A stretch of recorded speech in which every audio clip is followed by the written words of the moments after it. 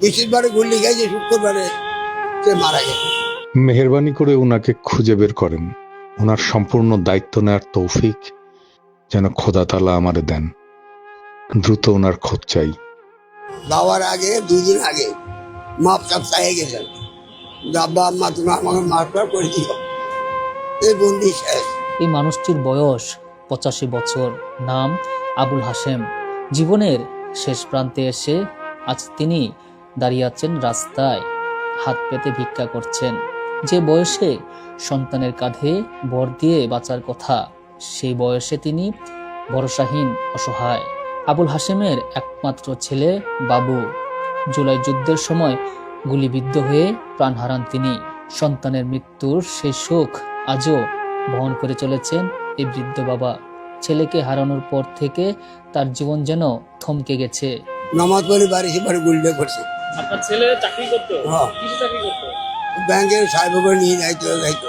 তারপর নামাজ পড়ে বাড়ি সে বাড়ি গুলি করছে। ও সাথে কে করছে ওটা তো আমি তো কইতে পারিনি, আমরা তো বাসায় ছিলাম। সেখানে আমি তো সবাইকে চাইছি নামান খাইতে দিই, আমি একটা হাত বাংলা আমার নমান সাহেবের বারবার মানা করছে যে ব্যাংকে নামাজ পড়া গাড়ির ভিতরে নামাজ পড়া। সে বলছে স্যার মসজিদ কাছে আছে, আমি আমার ছাড়া নামাজ পড়ি না, পাঁচক মত করতে বাবা। আমার টাকা পয়সা মানে আমার আইডি কার্ডে ফটোকপি সব আমার ছেলে বউ নিয়ে গেছিল। নেওয়ার পরে সরকার কি দিচ্ছে না দিচ্ছে কইতে পারে আল্লাহ, আমি জানি না।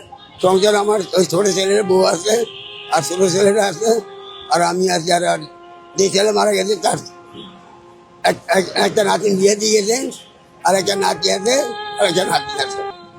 কি করবো কান্না কেটে তাই আর কি করবো। ও খরচ মানে ছেলে দিত, ছেলে চালাইতো। আর ছোট ছেলে আমার চিকিৎসা থাকা। ও ছোট ছেলে নিয়ে আমি আলাদা থাকি, আর বড় ছেলে তার বউ নিয়ে থাকতো। যাওয়ার আগে 2 দিন আগে মাপ চাপ চাইয়ে গেছেন, আব্বা আম্মা তুমি আমাকে মাফ করে দিও, এই বন্দি শেষ। বৃহস্পতিবারে গুলি খাইছে, শুক্রবারে সে মারা গেছে। আমি পাইছি ছাত্ররা আমার বোরাতে 5 লাখ টাকা দিয়েছিল, দেওয়ার পরে বোরে 3.5 লাখ টাকা দিয়েছে, আমার 1.5 লাখ টাকা দিয়েছে। এই বন্দি এই বই পেয়েছি, আর পাইনি। আর ওই বউ পাইছে, সব কিছু যা পাইছে বউ পাইছে। আমার আইডি কার্ড ফটো নিয়েছে, সবের নিচে মানে তারা কিছু পাইছে।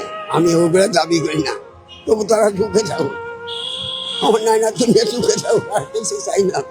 আমার উপরে আল্লাহ দরবার আছে, এই আর ছাড়া আমি কিছু নাই। আমি আগে চাকরি করছি, এই 8টা ভাঙার পর আমি দরবারটা চাইছি না খাই। আমি চুরি করতে পারি না, আর ডাকাতি করি না, করকে দেবো না, ক্যাশ জিনিসে ধরিনি।